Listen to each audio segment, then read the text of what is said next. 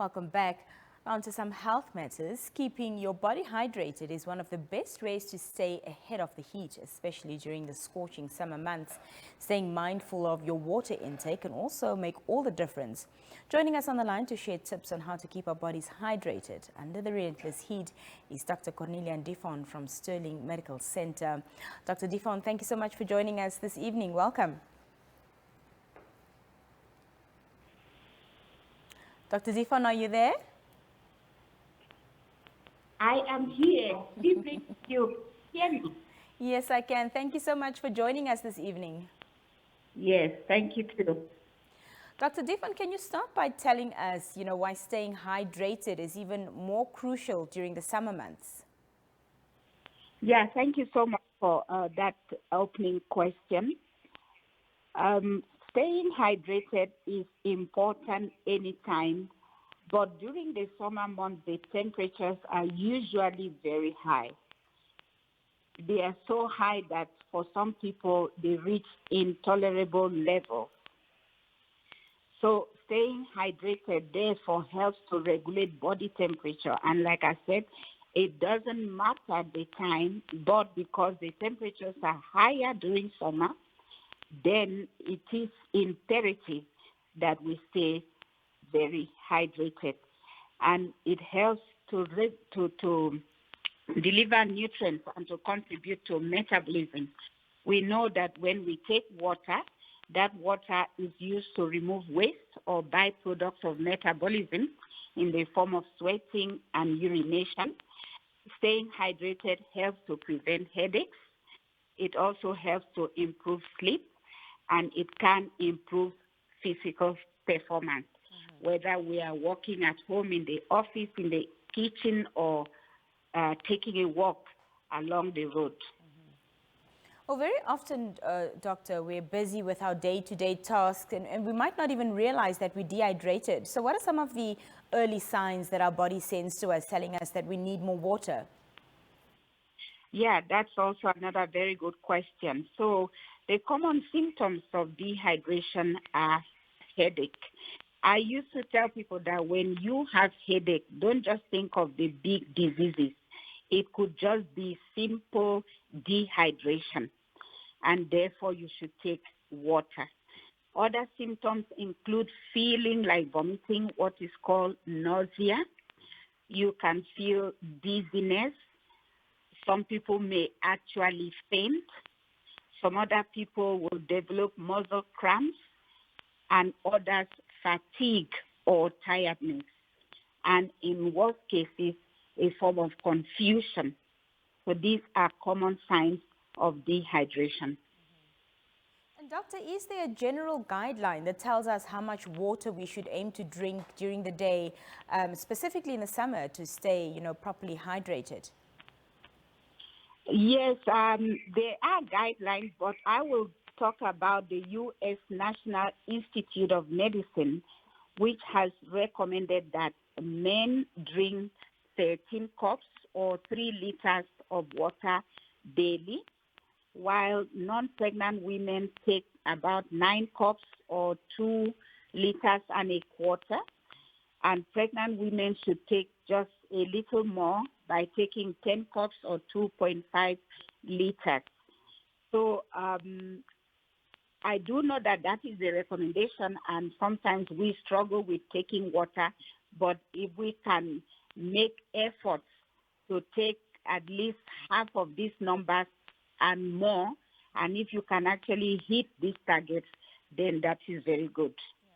Well, as you say, we do struggle. Not everybody would be able to drink 2.5 liters of water a day. I definitely wouldn't be able to. But are there any other foods or drinks that, can keep us hydrated as well?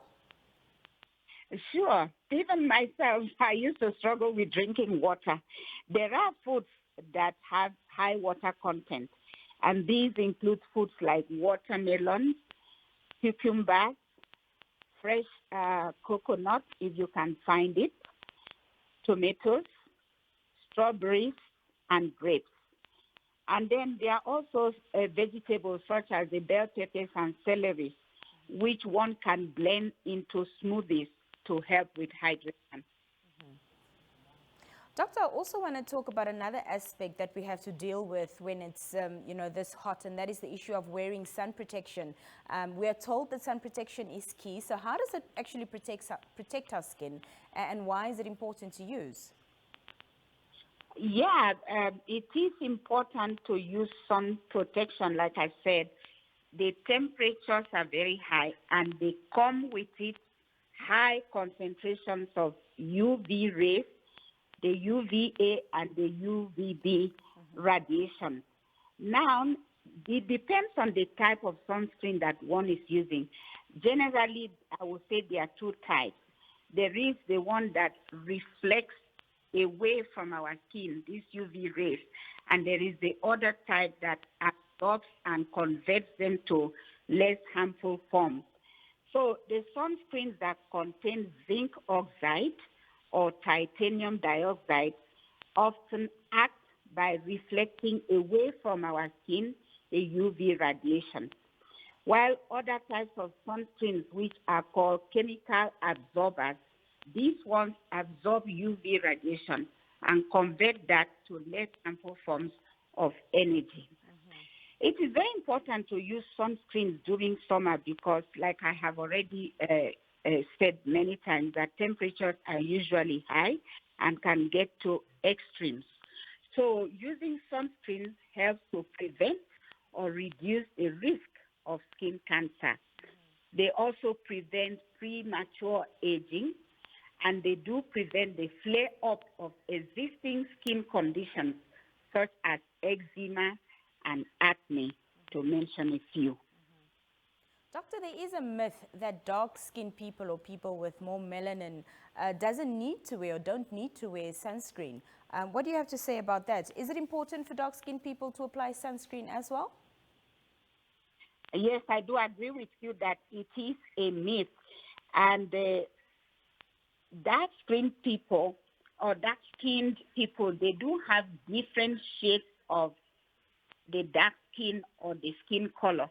And that speaks to the fact that the concentration of melanin in each of those shades is not the same quantity, if I should say so. So all dark-skinned individuals are also advised to use sunscreen. Doctor, any final remarks you'd like to leave us with this evening on this topic?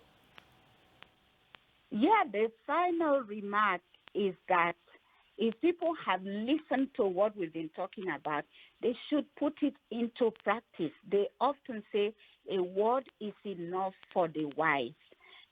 Summer is coming, very seriously this November, all of December. When people are traveling, they should make sure that they get some form of sunscreen along with them. And also, they should try to stay under any shade that they find. It is not good to tempt nature by just, staying under the direct sun without any form of protection. And where possible, apart from the sunscreen, just have some protective clothing as well. And don't forget your sunshades as you go out on holiday. Dr. Ndifon, we appreciate your time this evening. Thank you so much for joining us. Thank you. Well, that was Dr. Ndifon talking to us about how to manage this incredible heat that we're currently under. I hope you've picked up a thing or two. We'll be back after this brief break and we talk some entertainment.